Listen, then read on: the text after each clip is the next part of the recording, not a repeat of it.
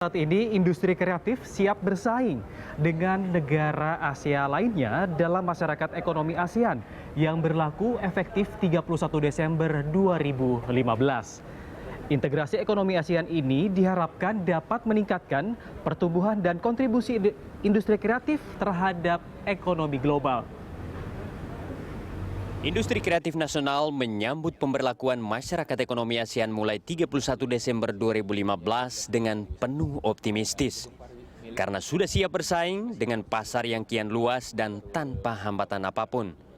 Menurut Wakil Kepala Badan Ekonomi Kreatif, Ricky Pesik, subsektor industri kreatif yang paling siap menghadapi MEA adalah subsektor arsitektur, desain interior, dan periklanan. Karena banyak sumber daya manusia dari ketiga sektor ini memiliki skill bertaraf internasional. Sedangkan 13 subsektor lainnya masih membutuhkan perhatian pemerintah. Di antaranya subsektor aplikasi yang ruang geraknya masih dibatasi oleh ketidakjelasan regulasi, serta subsektor kerajinan.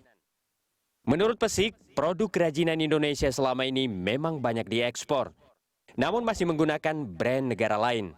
Untuk itu, pemerintah perlu membuat terobosan regulasi yang berpihak pada sektor industri kreatif, terutama terkait proses perizinan, standarisasi, serta sertifikasi produk. Banyak sekali hasil-hasil craft Indonesia itu ada di panggung dunia, tapi di situ dengan menggunakan label bukan Indonesia. Nah, itu kan juga perlu perhatian khusus. Kalau soal skill luar biasa kan, tapi kemudian kalau cuma jadi penerima pesanan untuk bukan brand lock Indonesia brand sendiri, kan nilainya kecil.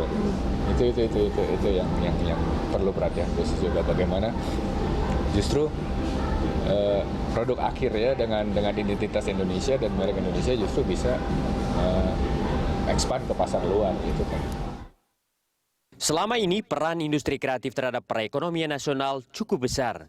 Dengan laju pertumbuhan sekitar 7 hingga 8% per tahun, industri kreatif memberikan nilai tambah terhadap ekonomi nasional sebesar 641,8 triliun rupiah atau sekitar 7% dari PDB.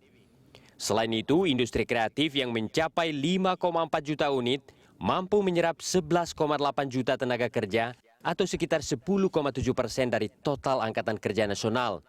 Subsektor yang memberikan kontribusi terbesar adalah kuliner, yakni sekitar 209 triliun rupiah. Disusul fashion sebesar 182 triliun dan kerajinan sekitar 93 triliun rupiah. Pemerintah berharap kontribusi industri kreatif akan semakin meningkat setelah pasar bebas ASEAN atau yang lebih dikenal dengan masyarakat ekonomi ASEAN dibuka. Tim Liputan, Berita 1, Jakarta.